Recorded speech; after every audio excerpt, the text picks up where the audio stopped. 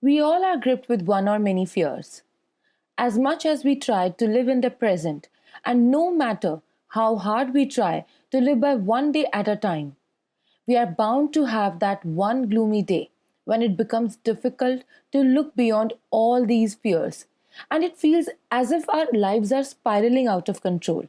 We are sinking in a black hole, and this feeling, as we all know, is at times petrifying.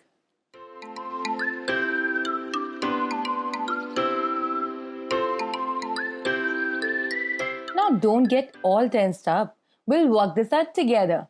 Here and now, with your host Shifali on this podcast, Ranting and Relieving, where we don't hesitate to talk about our feelings, discuss illogical stuff forced upon us, and anything or everything that makes us wonder. So, a warm welcome to all of my listeners out there. I believe your Wednesday started on a great note, and something tells me you are absolutely going to rock it. And for those of you who are having a hard day already, allow me to add some sparkles to it. Chin up, you got this. This episode is huge for me. You all know how difficult it is to admit to your own insecurities, your fears, or that one mistake which you dread. And I'm going to admit one of my biggest fear in front of you all that strangles me once in a while and leaves me stupefied. I have outgrown many insecurities over the years, from being called Kali, which translates to dark skinned in a country known for brown people, to being brutally body shamed for not fitting in, and much more. All this while I was growing up. This made me believe that I am not good enough, and something is seriously wrong with me which needs to be corrected but can never be corrected. No matter how much my parents tried to counsel me, I got too insecure of getting my pictures clicked, of how certain colors do not suit my skin tone. I fell victim to crazy crash diets, and I was made to believe how I would be lucky to have any marriage proposals at all.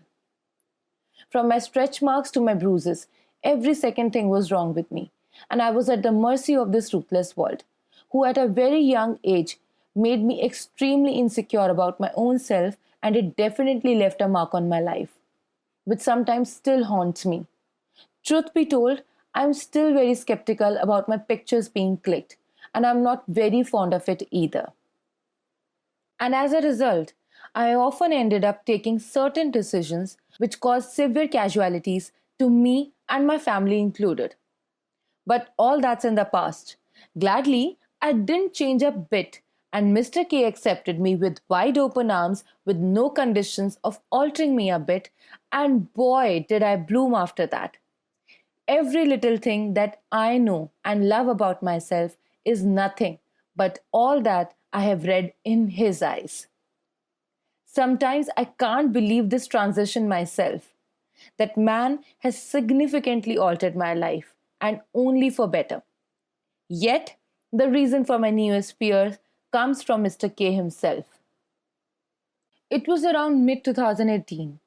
I knew I was now ready to welcome love in my life. I was ready to break the walls that I had built around me and was ready to give it all once again to someone special. Now, while I was ready, I didn't know if the world was ready for me. In this time frame of 2015 to 2018, all I heard were excuses. Some excused in my marital status, some in the stigma around it. For some, I was too choosy and whatnot. So during that time, I developed this fear of not being good enough. I lived with this fear for 3 years of my life. I started finding flaws in myself all over again. And I believed in how the world is right, and I'm no more than a pity piece. Sad, right? I guess this is not something very hard for you guys to relate as well. Many a times in our life, we undermine ourselves and end up thinking we are not good enough and find ourselves in a clueless state of mind. Dark place indeed. So, when I broke out of my shell in 2018, I decided that maybe these arranged marriage alliances work this way. But what if I happen to meet someone all by myself?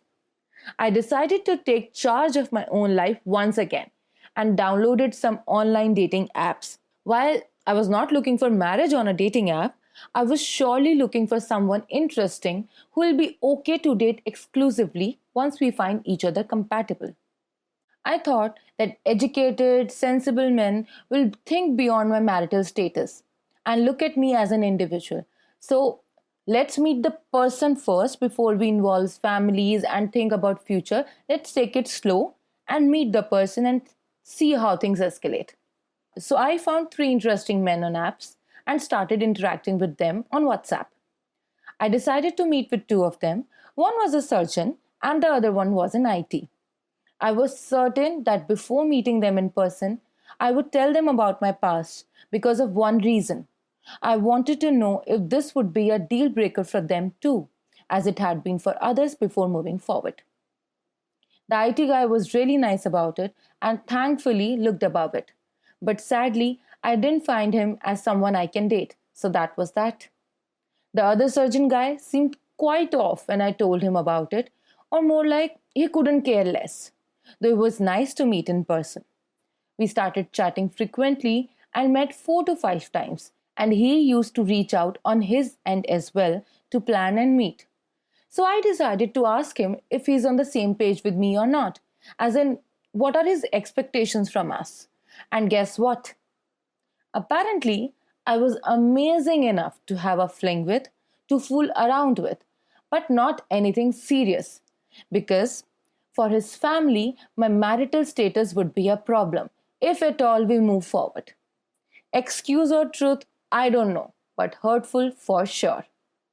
The third guy, an extremely successful entrepreneur with multiple startups in his name, altogether dropped the idea to meet me once I told him about my past. So there goes the apps as well. Now, this didn't help me with my fears as well. At times, I'm so scared that what if I never ever find someone? Someone who will not find excuses in my pain, but would embrace me the way I am. Because, truth be told, some days I'm enough for myself. But on some days, I need a companion to be with, to share my ups and downs with. All my friends, family, everyone around me are getting busy with their own lives, which is perfectly understandable, and I'm happy for them. But I also need someone who will be there for me and for whom I'll be there at almost all times. Solo trips, solo dates are fine, but now I long for companionship as well, something which you cannot experience from with friends and family. They're supposed to get on with their lives and they'll get busy while doing so. I want to come back to someone who will never be busy enough for me, and likewise. I'm so scared that, okay, I was lucky enough to get Mr. K, but what if I'm not lucky enough again? What if I never find someone again? Usually I talk myself through it, but I have my moments. I get scared. I'm terrified of all the what ifs that surround me. People around me refer to me as Miss Sunshine, but this sunshine has her ecliptic moments as well. My mother always tells me that the society we live in cannot be changed in a day. It's a long process, and we can only hope that 2 generations down the line it gets changed. So either be brave enough if you want to live on your own terms, or play the victim card and succumb to it. Choose for yourself. And I choose bravery. The only thing that helps me through is the belief that I was given everything, then I was robbed of everything. So it must be part of bigger plan. I need to have faith and patience. I have been put through this test because I am capable of surviving this and rising above it. If someone is meant for me, then we will meet. But I have to trust the timing. And if I look at past 5 years, I have done exceptionally well. The person I was in 2015 has come a long way to become what I am today. And that is a big enough reason for me to feel happy about. Now, the reason I shared this with all of you is no matter how much positive you are, how much happy thoughts you have, Your fears and inhibitions will pull you down, but remember to bounce back from them. Choose your happy, bright self. Choose your faith over that black hole that opens wide once the fear crawls in. Look at your journey and feel proud of the miles that you have traveled. Don't let that poof off ever. You have crossed so many hurdles.